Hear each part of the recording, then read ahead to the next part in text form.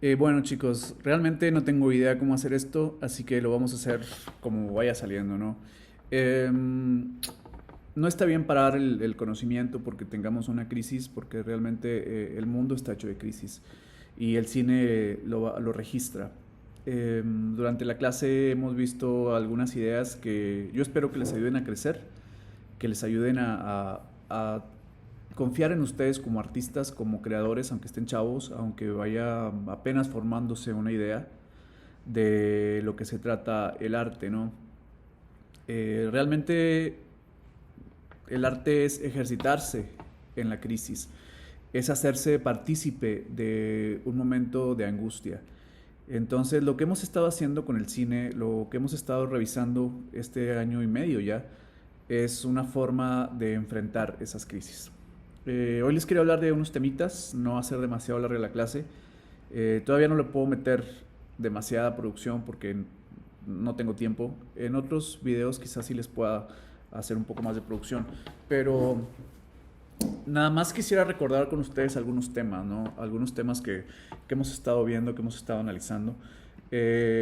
Las estéticas de los montajes. Recuerden que el montaje americano es la revisión que ocurre en el choque entre el bien y el mal. No hay montaje más sencillo pero más efectivo, ¿no? Tiene una influencia de ciertas teologías, de ciertas ideas como la de los flamencos, como la de los barrocos, donde hay un choque entre barbarie y civilización. Recuerden que si el cristianismo dice que es religión o caos, básicamente el americano dice que es moralidad o caos. Eso es el montaje americano clásico, ¿no? Esas choques, esas contradicciones entre el bien y el mal, esas formas de entregarse a una realidad que está a punto siempre de la catástrofe. Los americanos son grandes catastrofistas. Eh, entonces la figura del héroe cobra un significado muy particular. Se van a tener que tragar un poco que yo esté hablando aquí todo el tiempo frente a la cámara, pero todavía no sé cómo, de qué otra manera se puede formar esto. No pasa nada porque tenemos tiempo.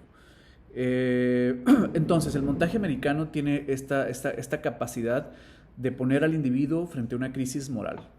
No se revisan las ideas de la sociedad es puesta a prueba en el montaje clásico. Obviamente, pues pueden revisar toda la filmografía clásica americana y van a encontrar que la figura del héroe, aparte de ser lo bueno, lo bello y lo luminoso, es lo que realmente previene la caída del mundo.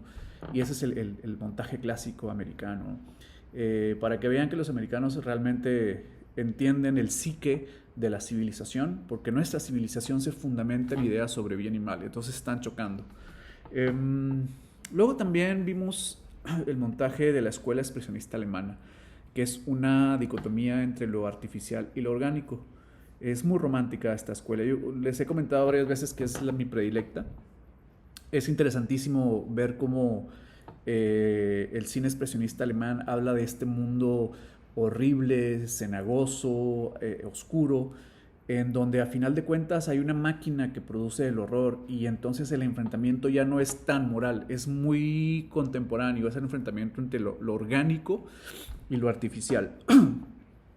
Y hay un choque que se manifiesta a través de juegos de luces, que se manifiesta a través de lo agresivo o lo incisivo frente a la carne. Entonces lo interesante es que la catástrofe se impacta directamente en el cuerpo y es una lucha entre el cuerpo y la máquina o entre el cuerpo y el sistema o entre la sombra y la luz. Al final de cuentas siempre hay algo que se quiere comer al cuerpo. Por ejemplo está Nosferatu. Entonces los alemanes entendieron perfectamente cuál es que hay distintas batallas más allá de lo moral y sobre todo es la defensa del cuerpo desde el cine, ¿no? Entonces estos dos montajes son los más utilizados, los que al final de cuentas nos van a encontrar en una batalla por la civilización o por la existencia, ¿ok? La próxima clase les hablaré un poco más, o el próximo video, de los otros montajes. También hemos hablado de argumentación. Recordarán que hemos trabajado eh, la argumentación y el montaje como el espíritu de nuestra creación, ¿no? Cómo se espiritualiza la información, cómo se hace espiritual nuestro trabajo, porque acuérdense que el creador depende de la configuración de su mirada. Entonces, cuando nosotros estamos grabando, cuando estamos trabajando una idea, cuando estamos trabajando una producción, no se trata solamente de exponer nuestro buen gusto. Se trata de hacer una crítica a la realidad, de organizarla. Y los montajes y los argumentos nos sirven para organizar la información y darle un toque de espiritualidad. No estoy hablando de religión, obviamente. Estoy hablando de cómo se organiza una realidad para que tenga un sentido estético. Entonces, hablando de esto, de la forma en que trabajan los argumentos, de la forma en la que trabajan los montajes, es necesario tenerlos claro para después poder experimentar. No se puede experimentar si no tenemos primero las bases de la creación. Y las bases son trabajar bien la estructura, trabajar bien el argumento, trabajar bien el montaje. Con estos tres elementos y sumado a habilidades técnicas y el talento que ustedes ya tienen, sus producciones van a ser complejas, van a ser interesantes, van a ser de todo menos banales o superficiales, porque estamos intentando una pelea contra la realidad, contra la civilización, una pelea. Siempre tiene que haber un conflicto, una contradicción que nos permita entregarnos al juego de la creación. Ese es el juego de la creación. Ejercitarse en la crisis. Muy bien. Hablando de esto, estábamos revisando, o la última película que vi, que les prometí que iba a hablar de ella, es Parásitos, la película que ganó el Oscar, ¿no? El compañero Cristian dio con la respuesta correcta, que el argumento es el intruso destructor. Claro, tiene todas las características de un intruso destructor, la familia esta de coreanos que se mete a la casa de la familia de la alta sociedad. Vamos a hacer un análisis más claro y de acuerdo a las posibilidades de esta clase, que realmente es simplemente para que el taller no se detenga y para que tengamos un poco de material y podamos justificar que el taller sigue, y también un poco para saludarlos, ¿no? Yo la verdad es que extraño ir a clases con ustedes y bueno, este es el método que tenemos que utilizar de momento que estamos en la crisis, ¿no? de la pandemia esta de locos. Bien, hablemos de Parásitos. Obviamente yo noto una tremenda influencia de un director que se llama Kim Ki-duk. Hay una película que se llama Las Cuatro Estaciones o Las Estaciones de la Vida, de Kim Ki-duk. La pueden encontrar ahí, ustedes saben cómo son súper piratas. La película de Kim Ki-duk habla sobre el entrenamiento de un joven budista en un lago.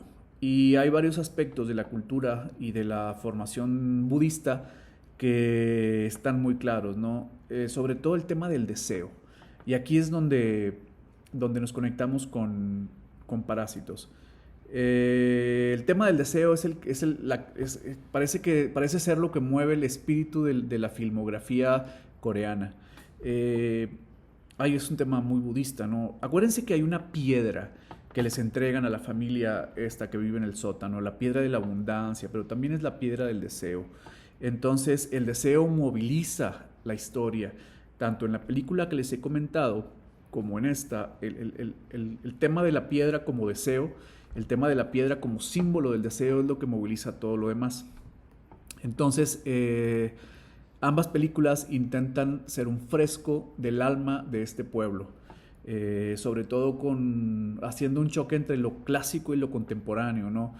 Trayendo a juego su relación con el budismo, pero en un sitio contemporáneo que es un barrio de la ciudad de Seúl, me parece que es, ¿no? Y si no es Seúl, bueno, pues cualquier otra ciudad coreana. La película se trata de las posibilidades del deseo, del deseo que destruye, ¿no? Al mismo tiempo es un fresco que hace chocar a las clases sociales. Y en eso se parece un poco a nuestra filmografía, a la filmografía mexicana. El director nos va guiando a través de las relaciones entre las clases sociales, pero el gran detonante es ¿Qué deseamos cuando deseamos? ¿Sabemos lo que deseamos o no sabemos lo que deseamos?